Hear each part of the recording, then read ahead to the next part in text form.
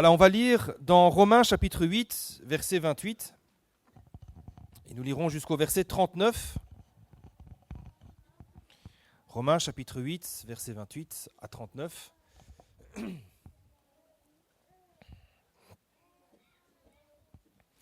Et ce matin, nous allons parler d'un sujet un peu difficile, un sujet peut-être qu'on n'a pas l'habitude de partager, si ce n'est de temps en temps en soirée d'évangélisation le mercredi. Et ce matin, nous allons parler de ce sujet qui est la souffrance.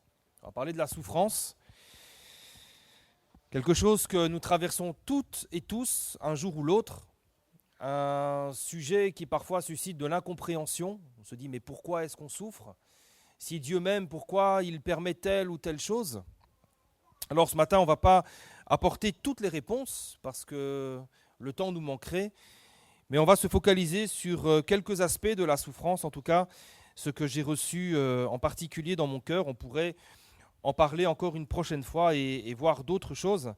Mais ce matin, voilà, on va se concentrer sur quelques points. Donc Romains chapitre 8, verset 28, voilà ce qu'il est écrit. Nous savons du reste que toute chose concourt au bien de ceux qui aiment Dieu, de ceux qui sont appelés selon son dessein, selon ses plans. Car ceux qu'il a connus d'avance, il les a aussi prédestinés à être semblables à l'image de son Fils, afin que son Fils soit le premier-né de beaucoup de frères. Et ceux qu'il a prédestinés, il les a aussi appelés, et ceux qu'il a appelés, il les a aussi justifiés, et ceux qu'il a justifiés, il les a aussi glorifiés. Que dirons-nous donc à l'égard de ces choses ? Si Dieu est pour nous, qui sera contre nous ?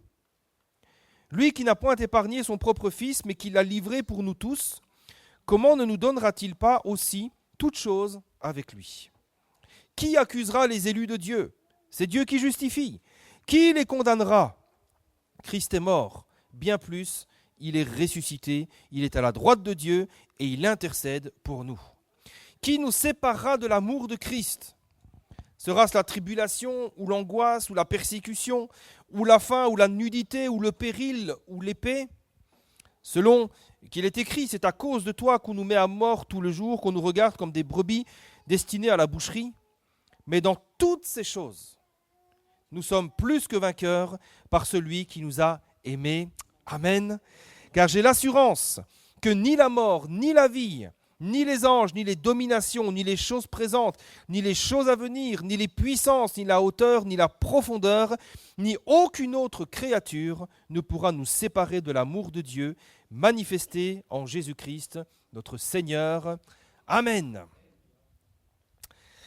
Alors oui, nous allons parler de la souffrance. Et quand vous lisez de tels textes, vous vous dites, et on comprend très rapidement que si la souffrance touche tous les hommes, toutes les femmes de la terre, qui que nous soyons, quelle que soit notre origine, quelle que soit notre confession de foi, eh bien nous avons une espérance en Christ. Alléluia, nous avons une espérance.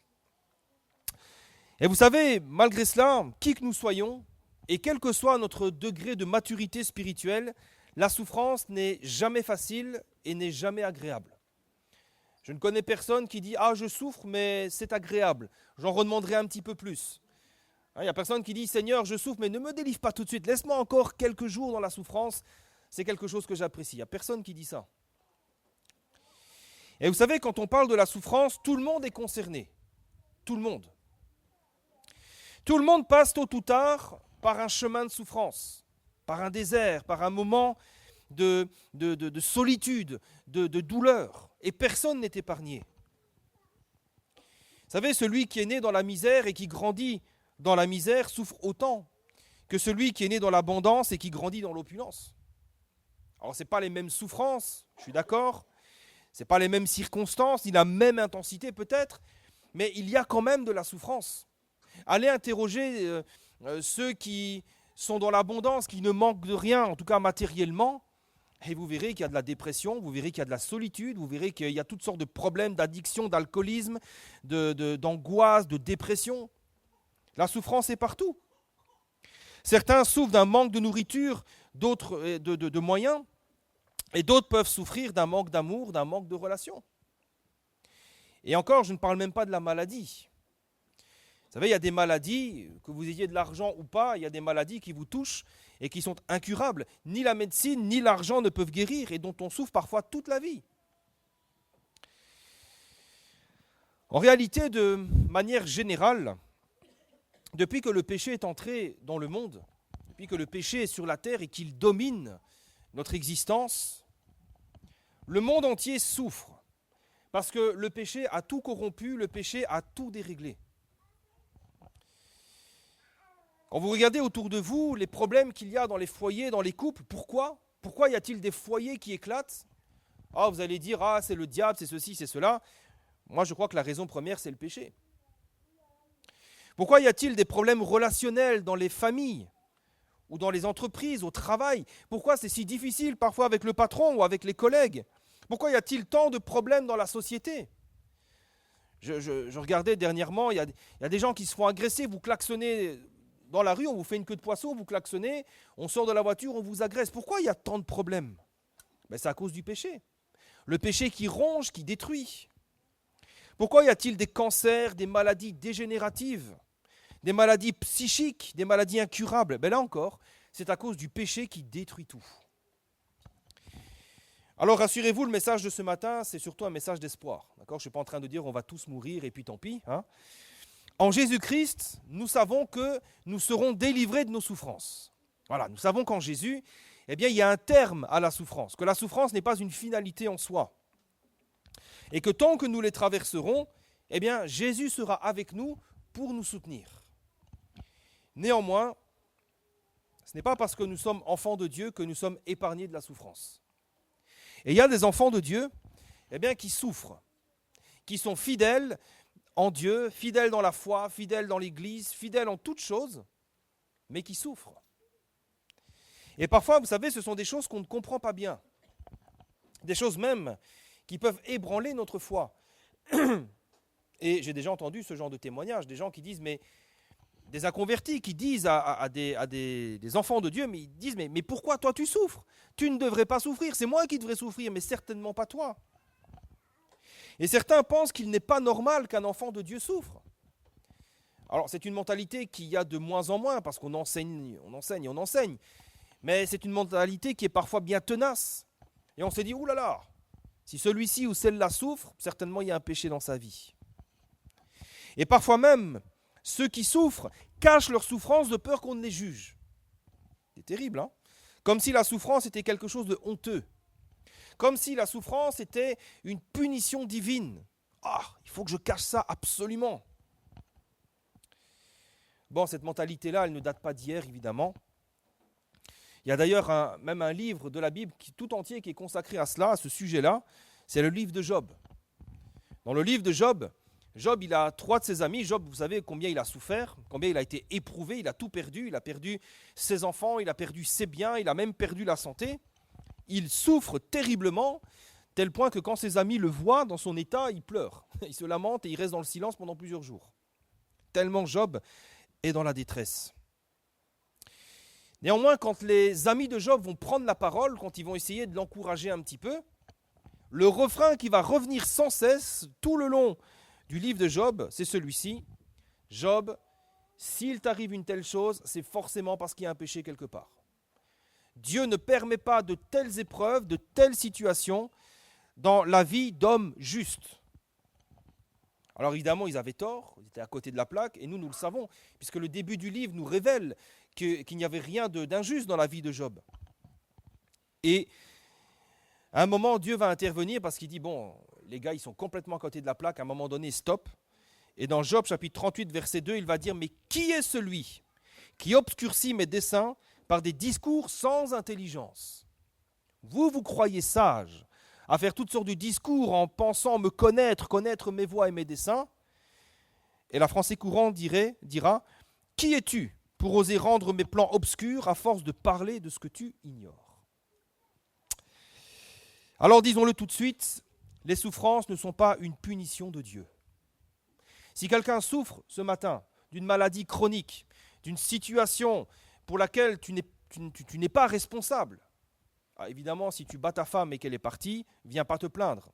Hein, on ne va pas dire, oh là là, je fais pitié, le diable m'attaque, etc. Non, il ne faut pas être bête non plus. Hein.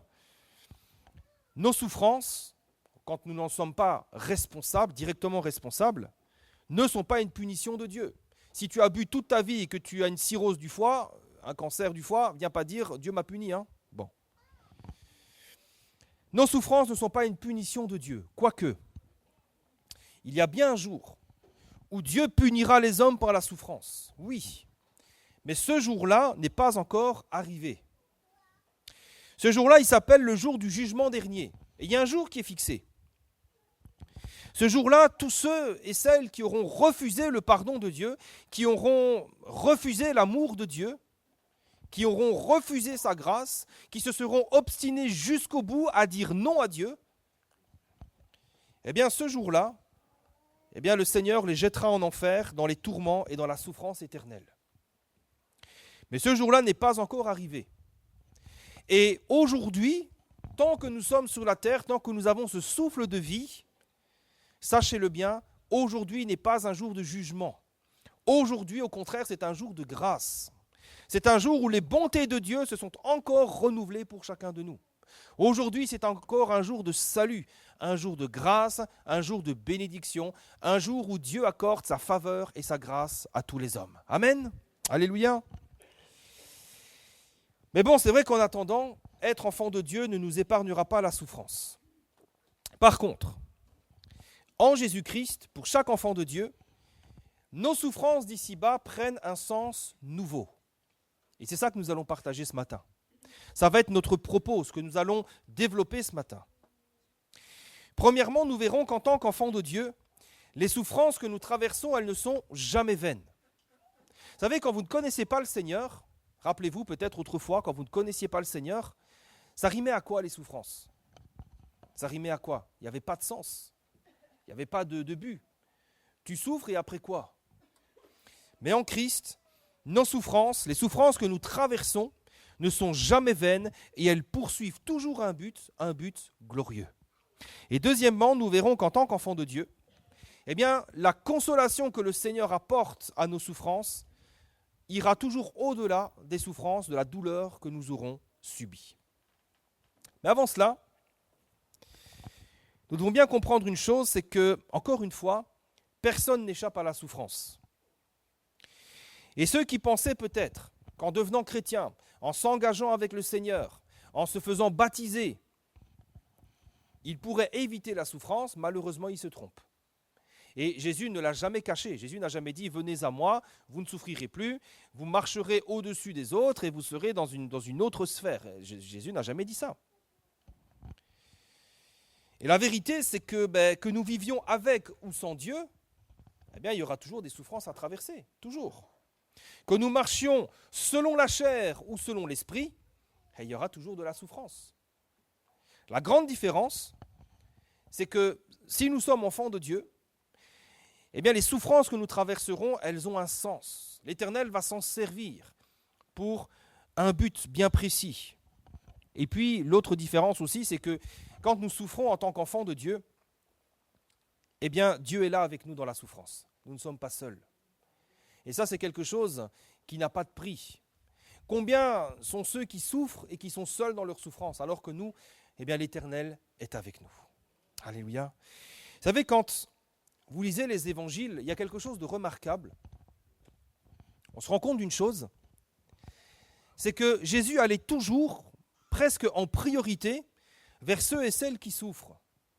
Ceux qui sont seuls, ceux qui sont rejetés, ceux que la société a mis de côté, ceux qu'on déclare impurs, impropres, ceux qu'on dénigre, ceux dont on ne fait aucun cas, eh bien, Jésus s'approche d'eux. Prenez par exemple la femme samaritaine. Quel bel exemple.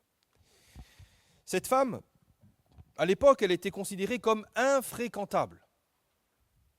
C'est une femme qui a eu 5 maris et qui vit actuellement en concubinage. Une femme qui a tellement honte de sa situation, tellement honte du regard des autres, qu'elle va chercher de l'eau en plein midi pour être sûre de ne croiser personne. C'est dans Jean chapitre 4, si vous lire le texte, si vous ne le connaissez pas. Elle a tellement honte qu'elle fait ce que personne ne fait, elle va chercher de l'eau en plein midi. Et cette femme est une femme qui est seule, même si elle vit en concubinage, elle est seule dans sa souffrance, dans sa douleur. C'est une femme qui souffre, mais c'est une femme dont Jésus va s'approcher. Alors, c'est vrai qu'aujourd'hui, quand on lit les textes, on trouve ça presque normal, presque banal. On se dit, bon, Jésus s'approche de la femme, il parle avec elle et voilà, gloire à Dieu.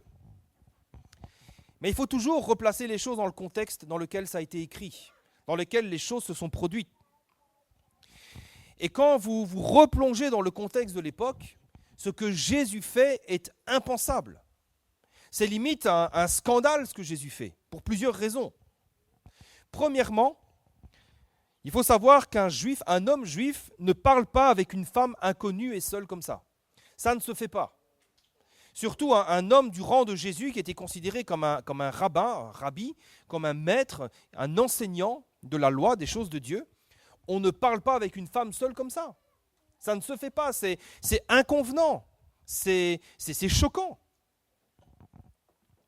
Et d'ailleurs, quand les disciples voient Jésus parler avec cette femme, Jean chapitre 4, verset 27, il est dit que donc ses disciples arrivèrent et ils furent étonnés de ce qu'il parlait avec une femme. Ils sont là, ils disent « Oh, mais que fait le maître? Mais qu'est-ce qui lui prend? Qu'est-ce qui se passe ?» Ils ne comprennent pas. Deuxièmement, cette femme n'était pas n'importe quelle femme, c'était une femme samaritaine. Et il faut savoir que les Juifs ne fréquentaient pas les Samaritains. Alors, ce n'est pas juste qu'ils ne se fréquentaient pas, qui se disaient pas bonjour. Il y avait entre les Juifs et les Samaritains un racisme et un mépris terrible entre les deux communautés. Il y avait un racisme viscéral. Les Juifs ne fréquentaient pas les Samaritains et ils ne mettaient même pas le pied sur le territoire des Samaritains. Quand ils allaient à un point A, quand ils allaient par exemple à Jérusalem, il y avait le territoire de Samarie qui était entre les deux, mais ils contournaient. S'il fallait faire 2-3 jours de marche supplémentaire, ce n'est pas grave. Mais ils ne mettaient pas le pied sur la terre des Samaritains parce qu'ils considéraient que même la terre des Samaritains était une terre souillée et impure. Il y avait un tel racisme et une telle hostilité que le mot même samaritain était devenu une insulte. Quand vous traitiez quelqu'un de samaritain, c'était une insulte. C'est terrible quand même, hein? Regardez dans Jean chapitre 8, verset 48.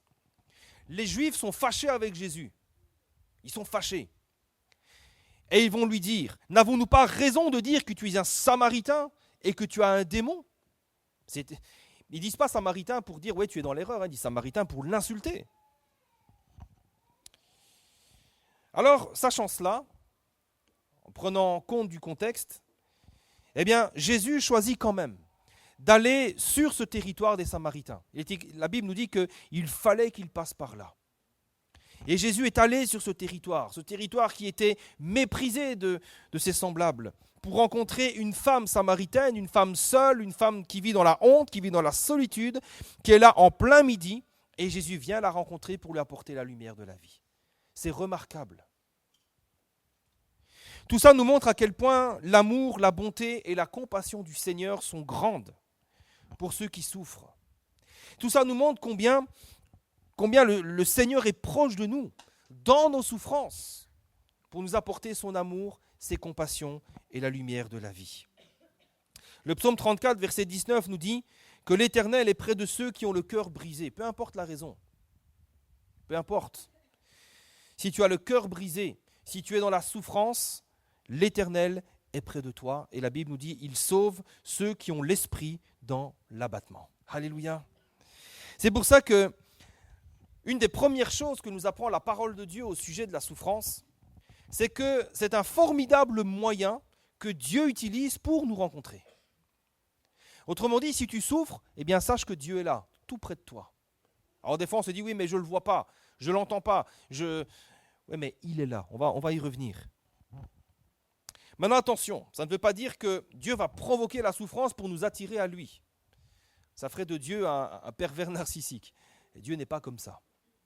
Vous savez, Dieu est bon. Et Dieu ne sera jamais à l'origine du mal. Jamais. Ce qui se passe, c'est que, comme on l'a dit, le mal est sur la terre à cause du péché. Et avec le mal, la souffrance. Mais cette souffrance, quand nous la subissons, elle a tout de même une grande qualité, c'est qu'elle nous permet parfois de nous poser les bonnes questions. Vous avez remarqué, parfois quand nous souffrons, c'est là qu'on se pose les bonnes questions. C'est là qu'on pense à Dieu, qu'on pense au Seigneur. Vous savez, à 20 ans, j'ai vécu une petite expérience qui m'a qui m'a un peu bouleversé. Tout ce sur quoi j'avais bâti ma vie s'est effondré pratiquement du jour au lendemain. En quelques jours, tout s'est effondré. Et j'étais perdu, j'étais désemparé, j'étais perdu. Et c'est là que je me suis souvenu du Seigneur. Ah bah oui. Avant ça, moi, je vivais ma vie, je ne me souciais pas de quoi que ce soit. Et là, quand tout s'est arrêté du jour au lendemain, j'étais dans le désespoir et je me suis souvenu du Seigneur. Et là, quand je me suis souvenu de lui, quand j'ai voulu revenir au Seigneur, quand j'ai commencé à prier, quand j'ai commencé à relire la Bible, quand j'ai commencé à revenir à l'église, à l'assemblée, et bien vous savez quoi, le Seigneur était là.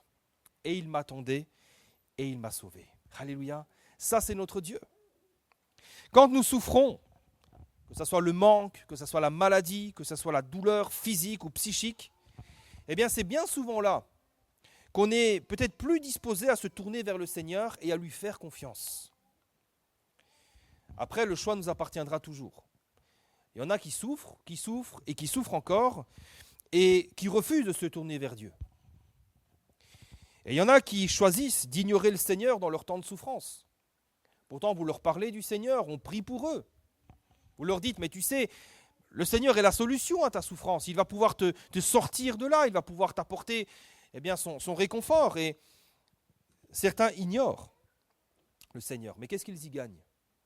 Qu'est-ce qu'on y gagne à ignorer le Seigneur dans nos souffrances ? Vous savez, j'ai jamais entendu quelqu'un déclarer, tu sais, depuis que j'ai choisi d'ignorer le Seigneur, depuis que je me suis éloigné de lui, depuis que je me suis mis à ignorer sa parole et l'Église, ben tu sais, je vais mieux, ça va mieux, je suis épanoui, ma vie s'est améliorée. J'ai jamais entendu ça, je ne sais même pas si quelqu'un a déjà entendu ça un jour dans sa vie.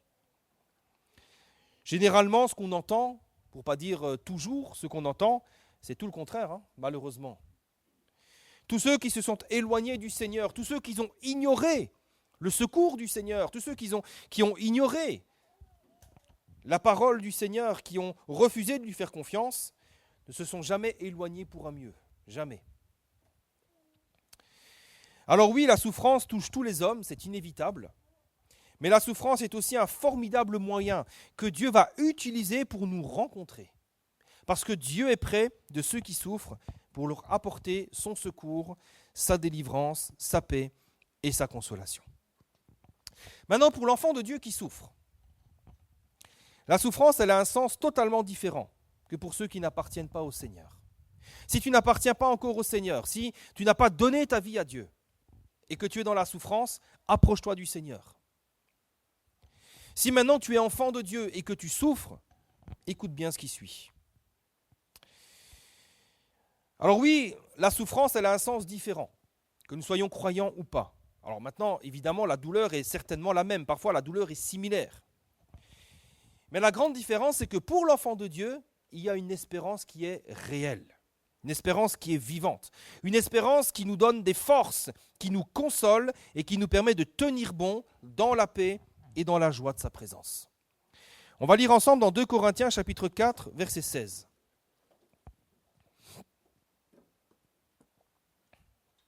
2 Corinthiens chapitre 4, verset 16.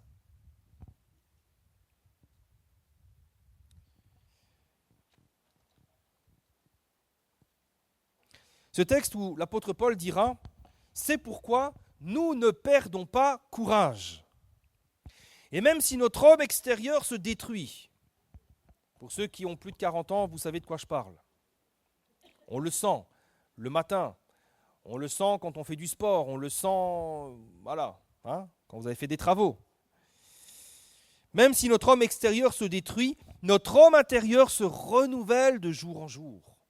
Car nos légères afflictions du moment présent produisent pour nous, au-delà de toute mesure, un poids éternel de gloire, parce que nous regardons non pas aux choses visibles, mais à celles qui sont invisibles, car les choses visibles sont passagères, mais les invisibles sont éternelles. Amen. Voilà les promesses pour l'enfant de Dieu. Nos légères afflictions du moment produisent pour nous, au-delà de toute mesure, un poids éternel de gloire. En d'autres mots, les souffrances que nous traversons aujourd'hui, eh bien l'Éternel s'en servira pour notre bien et pour sa gloire. Si toutefois nous persévérons et si nous restons attachés à lui.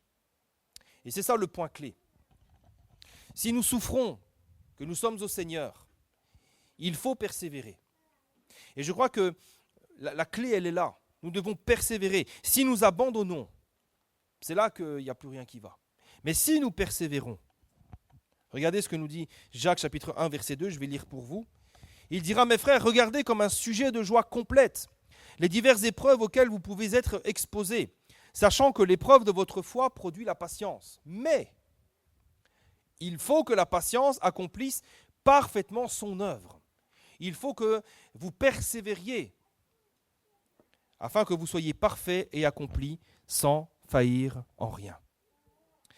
Ce que Jacques nous dit, c'est que pour que nos souffrances produisent un poids éternel de gloire, il faut les supporter patiemment jusqu'au bout, en gardant nos cœurs attachés au Seigneur. Et on va prendre un exemple bien connu pour illustrer ce principe spirituel. Et cet exemple bien connu, c'est celui de Joseph. Normalement, tout le monde connaît un petit peu Joseph. Quand vous regardez la vie de Joseph, premièrement, il a souffert le rejet et l'abandon de la part de ses frères. Terrible ça quand même, hein. Une grande fratrie. Et il a souffert le rejet et l'abandon, par jalousie. Et ses frères, tout d'abord, on le sait, ils ont voulu le tuer, avant de se raviser et de le vendre comme esclave en Égypte. Et Joseph, il est là, alors je ne sais pas s'il voyageait, s'il était en caravane ou s'il était attaché par des chaînes. Voilà, mais pendant qu'il est là-bas en Égypte, il est sur ce marché des esclaves, il y a un dénommé Potiphar qui va l'acheter. Et regardez ce que la Bible nous dit. Alors qu'il souffre le rejet, l'abandon, la solitude, on fit descendre Joseph en Égypte, Genèse chapitre 39, verset 1er. Et Potiphar, officier de Pharaon, chef des gardes égyptiens, l'acheta des Ismaélites qu'il y avait fait descendre. Et écoutez bien, l'Éternel fut avec lui et la prospérité l'accompagna. Amen. Vous voyez, au sein même de sa souffrance, dans sa solitude, dans sa douleur, l'Éternel était avec Joseph et il l'a comblé de sa bénédiction. Alors bien entendu, la douleur était là, mais Joseph a été consolé de voir qu'il n'était pas abandonné de la part du Seigneur, que l'Éternel est avec lui, que l'Éternel l'a béni dans toute la maison de Potiphar, dans tout ce qu'il faisait, dans tout ce qu'il entreprenait. Mais après cela, Joseph va vivre un autre temps de souffrance. Il va subir l'injustice. Alors il a été rejeté, il a été abandonné, et puis là il va subir l'injustice.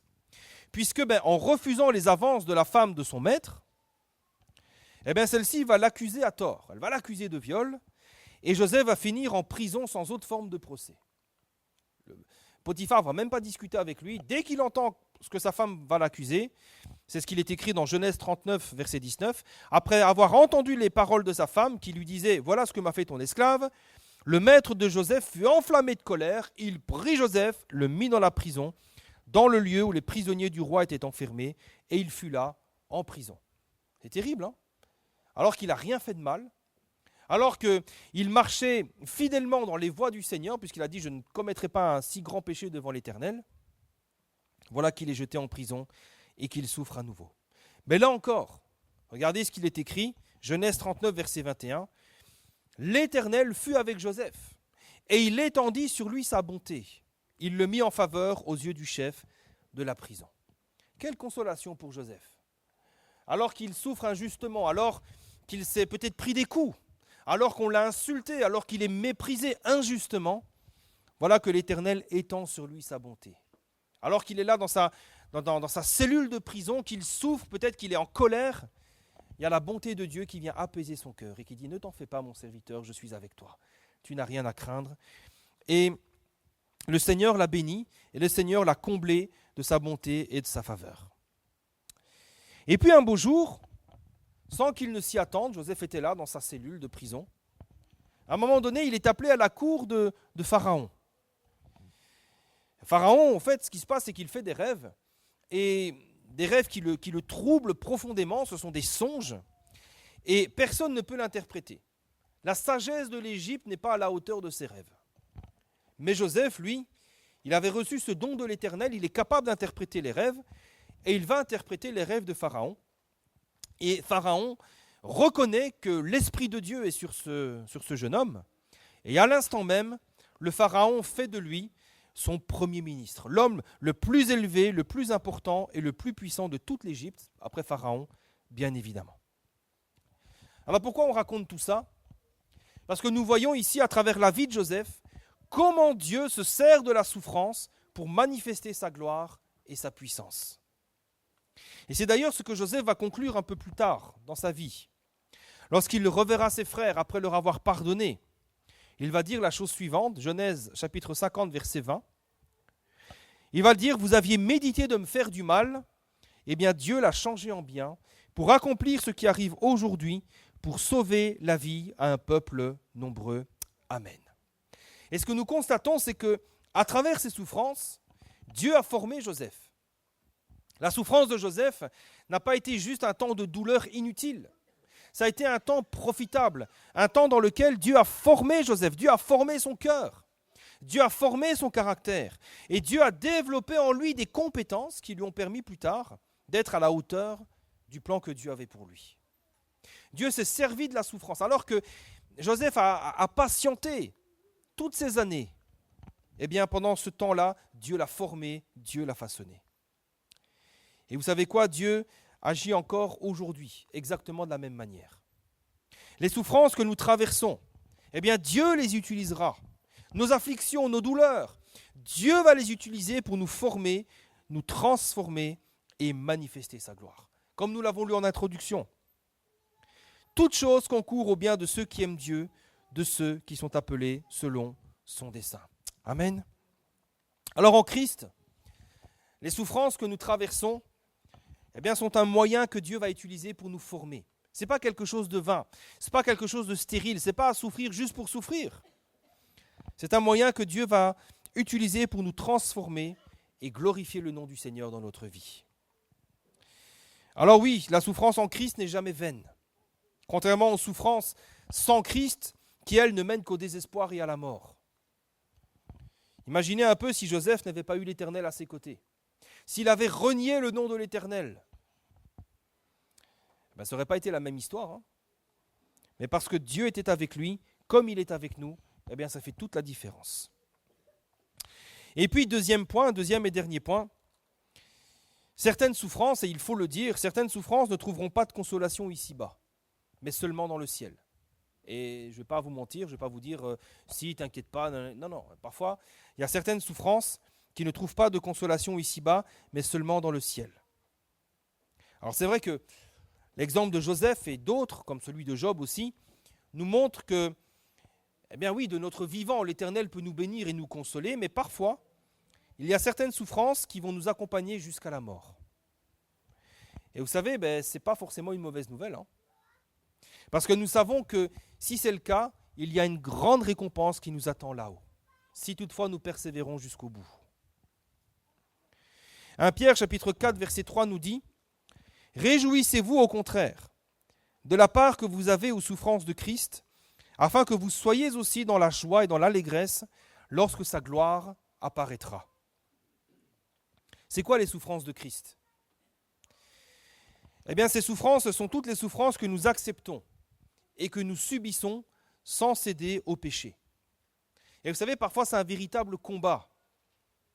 Job 36, 21 nous dira « Garde-toi de te livrer au mal, car la souffrance t'y dispose. » Vous savez, quand vous priez pour une guérison, ou pour une situation, et que vous devez vivre avec votre maladie, votre souffrance, votre douleur pendant des années et des années et des années, quand vous voyez d'autres être guéris, quand vous en voyez d'autres être bénis, eh bien oui, on peut passer par les temps de découragement. Des moments où on a envie d'abandonner. Des moments où on se dit, mais à quoi bon Seigneur ? Et ça, c'est parfaitement humain. Et si vous pensez que l'Éternel vous juge, que l'Éternel est fâché ou que l'Éternel est déçu, sachez bien que c'est tout le contraire. L'Éternel sait exactement quelle est votre douleur, quel est votre découragement parce que lui-même est passé par là. Vous savez, Jésus, à un moment donné, il a voulu abandonner lui aussi. À un moment donné, Jésus s'est dit, mais c'est trop de souffrance, je ne pourrai pas les supporter. Seigneur, à quoi bon ? Dans Matthieu 26, verset 39, il va dire qu'il se jeta sur sa face dans le jardin de Gethsémané. Et il pria ainsi, il dira, « Mon Père, s'il est possible que cette coupe s'éloigne de moi. Toutefois, non pas ce que je veux, mais ce que tu veux. » Voyez combien c'était difficile pour lui. Ne croyons pas que Jésus est allé sur la croix comme un parcours de santé, comme une formalité. Vous savez, des fois on dit, oui, mais Jésus, il est Dieu. Oui, il est Dieu, mais il était parfaitement homme. Et pour personne, la croix, c'est quelque chose de facile. Et Jésus a souffert, il a souffert dans son corps, évidemment, mais dans son âme, psychiquement, combien c'était difficile. Il était saisi d'angoisse. Il y a des grumeaux de sang qui ont coulé de son front, tellement c'était douloureux psychiquement pour lui. Et oui, Jésus a voulu abandonner. Mais Jésus a fait deux choses.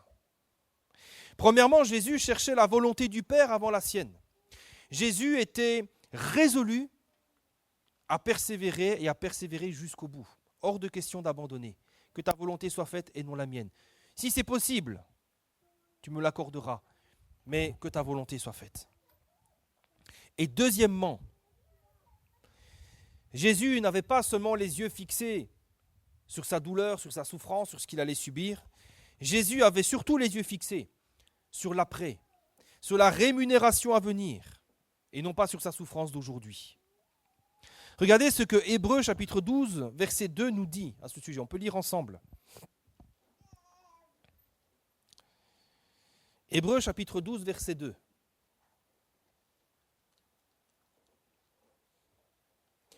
Regardez ce qui a donné le courage à Jésus de persévérer, d'affronter les choses. Hébreux chapitre 12, verset 2 nous dit: ayant les regards sur Jésus, on pourrait même dire ayons les regards sur Jésus. Ce Jésus qui suscite la foi et qui l'amène à la perfection.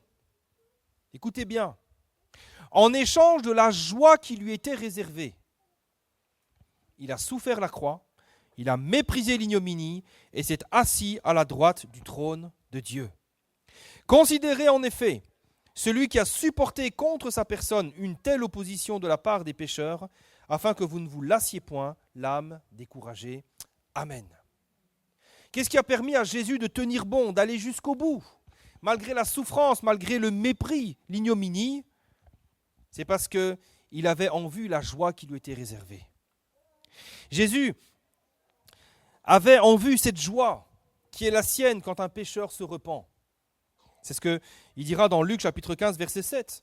Il dit « Il y aura plus de joie dans le ciel pour un seul pécheur qui se repent que pour 99 justes qui n'ont pas besoin de repentance. » Et Jésus avait en vue cette joie.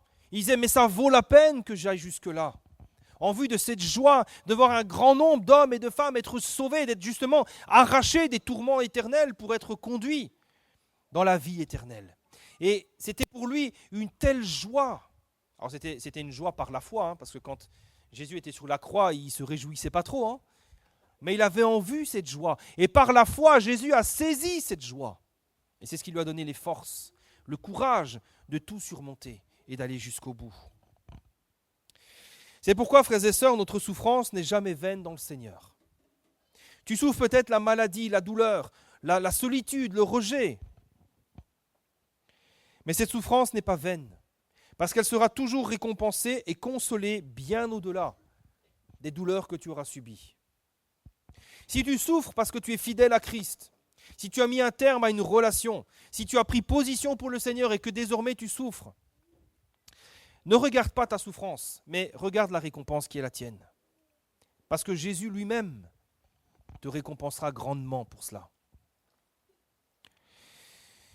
Vous savez, imaginez un instant, c'est quoi quelques années de souffrance pour une éternité de bonheur, de joie et de paix, dans la consolation, dans l'amour et dans la gloire éternelle de notre Dieu.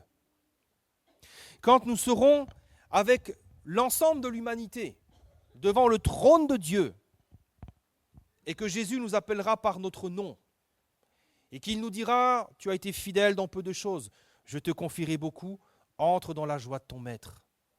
Quel bonheur, quelle gloire ce sera pour nous. Quand Jésus reviendra régner avec l'Église et que nous serons à ses côtés, que nous régnerons avec lui, quelle gloire, frères et sœurs. Quand nous irons prendre possession du ciel et qu'il y aura cette demeure que Jésus aura préparée pour nous, où Jésus nous dira, ben vois, ta demeure, elle est à toi, le ciel t'appartient, cette demeure t'appartient. Quelle joie pour nous.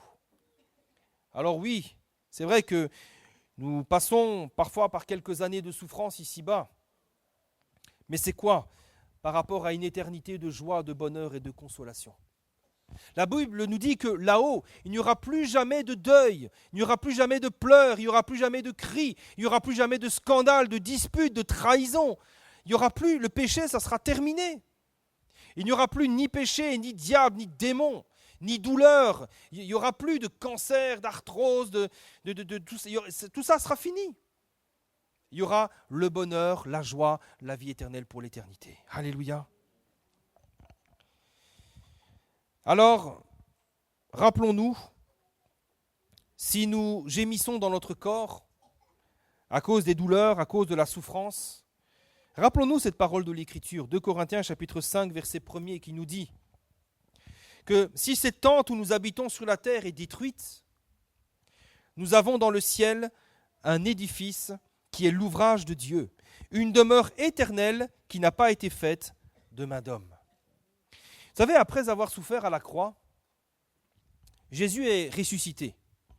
Et vous savez, Jésus, c'est le premier d'un grand nombre de frères. C'est lui qui nous a précédés dans toutes ces choses, dans les promesses qui sont pour nous aujourd'hui. Jésus nous a précédés. Il est mort, il est ressuscité, et il a pris possession de cet édifice, de cette demeure éternelle qui n'a pas été faite de main d'homme. Et nous en avons reçu le témoignage, puisque Jésus a été vu par ses disciples et par plus de 500 autres personnes. Jésus a été vu dans son corps glorifié. Et ils ont vu, alors ils l'ont reconnu, mais ils ont vu son corps glorifié. Et c'est une réalité, frères et sœurs. Nous avons reçu le témoignage de plus de 500 personnes. Vous savez, aujourd'hui, il suffit que vous lisiez un truc sur Facebook pour le considérer comme vrai. Il y en a, ils lisent une bêtise, une vidéo générée par l'IA sur TikTok, et ils partagent ça en disant « Oh, c'est la vérité, t'as vu, il y a un complot, il y a ceci, il y a cela. » Les gens croient tellement n'importe quoi. Mais là, ce n'est pas n'importe quoi. 500 témoins ont attesté ces choses. Et on dit « Nous l'avons vu. Il a parlé avec nous, il a mangé avec nous. » Et Thomas a même mis ses mains ses doigts dans ses plaies, dans ses mains, dans son côté. Et vous savez quoi?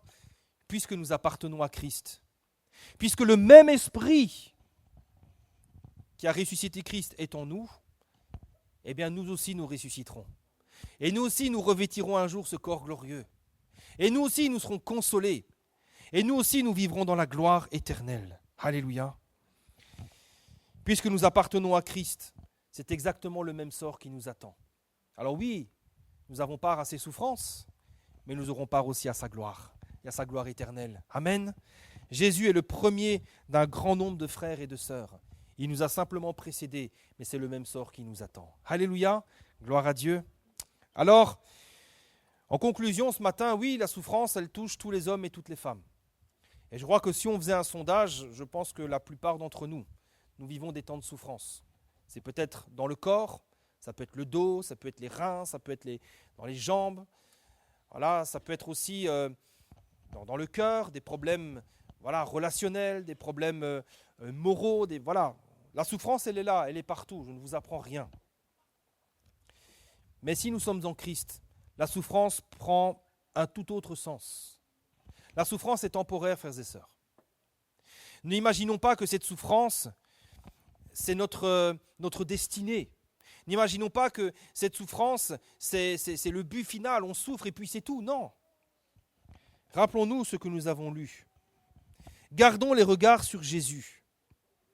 Ce Jésus, c'est vrai, il a souffert la croix, il a méprisé l'ignominie, mais il l'a fait, pourquoi? En échange de la joie qui lui était réservée. Vous savez, Dieu notre Père, c'est le Dieu qui nous aime. C'est le Dieu qui a donné son Fils unique à notre place. Un Dieu qui nous aime au-delà de toute mesure. J'aime ma fille plus que tout, mais l'amour de Dieu est supérieur à mon amour pour ma fille. Et c'est ainsi pour chaque parent, pour chacun de nous. Vous aimez votre femme, sachez que l'amour de Dieu est supérieur à l'amour que vous avez pour votre femme, ou pour votre mari, ou pour vos enfants. L'amour de Dieu est infiniment supérieur. Est-ce que ce Dieu qui nous aime permettrait-il la souffrance dans la vie de ses enfants inutilement? Est-ce que ce Dieu qui est tout-puissant, ce Dieu qui, en un mot, mettrait un terme aux souffrances, aux péchés, à tout ça, est-ce que ce Dieu-là permettrait-il la souffrance dans la vie de ses enfants inutilement? Je ne crois pas. Au contraire, ce Dieu d'amour permet que nous passions par des chemins de souffrance parce qu'il se servira de cette souffrance pour faire quelque chose d'infiniment meilleur. Vous savez, ma fille, elle souffre en ce moment. Elle souffre parce qu'elle fait ses dents. Elle a 2 petites dents là-bas qui sont hyper gonflées et on voit, elle souffre, elle a mal, on lui donne du Doliprane, mais malgré ça, elle souffre. Alors j'ai pitié d'elle, hein, mon cœur saigne un petit peu, mais pourtant, je suis quand même dans la joie. Parce que je sais que quand les 2 petites dents vont sortir là-bas, elle pourra manger des petites saucisses, elle pourra manger voilà, un peu de viande, elle pourra goûter les frites, elle pourra manger tout ça. C'est chouette quand même, non? Manger autre chose que des purées et du lait. Hein? Vous savez que nos souffrances, c'est pareil. On est là, quelque part, on souffre, quelque part, les douleurs de l'enfantement. Il y a nos souffrances qui sont là, on souffre, mais vous savez que le Seigneur va se servir de cela pour faire quelque chose d'infiniment plus glorieux. Alors c'est vrai que ce sont des choses que nous ne voyons peut-être pas, que nous ne comprenons pas, mais ce sont des choses que nous pouvons saisir par la foi. On les saisit par la foi. Vous savez, la foi, c'est la certitude des choses à venir. C'est ce que nous dit Hébreux 11, hein. C'est la certitude des choses à venir. Et nous savons que ces choses, elles vont arriver, parce qu'elles sont écrites, parce que c'est la parole de Dieu. Et Dieu n'est pas un vain discoureur, Dieu dit la vérité. Et ce que Dieu dit, Dieu l'accomplit toujours. Alors ce matin, pour ceux et celles qui souffrent, alors si vous n'êtes pas au Seigneur, venez à lui. Que votre souffrance ne soit pas vaine, mais qu'elle vous permette de rencontrer le Seigneur. Combien d'hommes et de femmes l'Éternel n'a-t-il pas rencontré dans la souffrance? Combien d'hommes et de femmes dans la souffrance, dans la douleur physique, en se tournant vers Dieu, ont trouvé la guérison et ont été sauvés? Et puis si vous êtes enfant de Dieu et que vous souffrez, eh bien, regardez la rémunération, regardez la consolation qui vient. Comme nous l'avons lu, ayant les regards sur Jésus qui suscite la foi et l'amène à la perfection, en échange de la joie qui lui était réservée, il a souffert ces choses. Considérez en effet celui qui a supporté contre sa personne une telle opposition de la part des pécheurs, afin que vous ne vous lassiez point l'âme découragée. Amen. Alors,